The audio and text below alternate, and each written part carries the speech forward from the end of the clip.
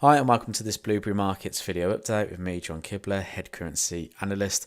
In this video, we're going to be taking a look at the US dollar index as the Federal Reserve has hiked rates by 50 basis points. Now, typically retail traders will look at the fact that the interest rates have gone up and they will look to buy the currency. Now, that's not what typically happens. What history tells us is that before the Federal Reserve hike interest rates, the dollar will gain value. And it's very much like many other central banks. When central banks come out and tell investors and tell the news outlets that they are looking to hike interest rates, what we usually see is that currency will gain value up until the event. Once the event has been announced, we often see the price fall, and that's that's a trap for many retail traders, is they will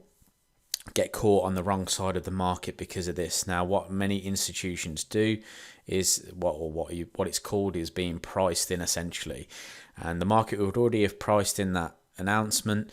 When the announcement occurs, the opposite to the price happens, and you can see that clearly here. For the US dollar index, price has been rising recently because the Federal Reserve have been talking about hiking rates and have hiked rates 25 basis points already. But then they've talked about a potential more aggressive rate hike, which has led to the price rallying to the upside and coming into a key structural reversal area. The news announcement has happened. We've now seen a drop in the price of the US dollar index. So what does that mean going forward? Well, the Federal Reserve have actually talked about further hikes to come, and they're actually trying to lead up to potentially an interest rate of 3%. Okay, what they're trying to do is tackle the rate at which inflation is rising. They don't want to be put into a situation where inflation gets out of control. So they are going to aggressively hike rates in the next two meetings, according to Federal Reserve Chairman Powell, who's basically said that they will hike 50 basis points in the next 4 meetings. Okay, so that's quite an interesting statement to come out of the market.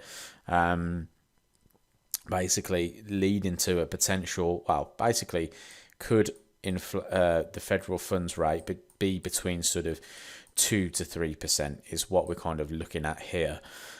For the Federal Reserve. Now, in the short term, that could offer some downside just because of the initial announcement being priced in.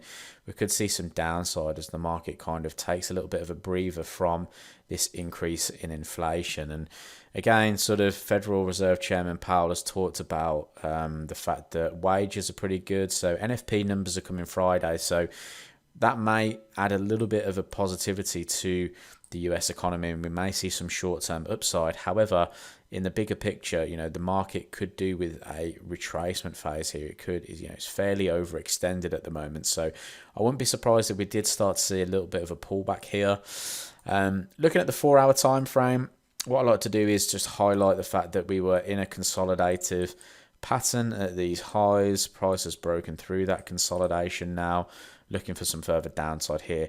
What I'd be looking for is to see if price can pull back into this sort of area, around about the $103 area. If price can rally back to this zone and reject it, okay, that would be a good sign that sellers are still around for the dollar and that you could see further shorting opportunities come in the very, very near term.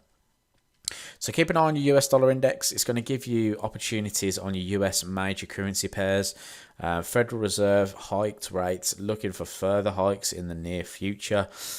Could we see the federal funds rate around about 2 to 3% by the end of the year? There's a good potential for it. Hopefully that will bring the price of, or the rate of inflation down significantly, and if it does so, we can see some dollar weakness. So thanks for watching the video update. I hope you enjoyed it. If you did, leave this video a thumbs up, subscribe to the YouTube channel to see some more Forex trading content, and I'll speak to you in the next video.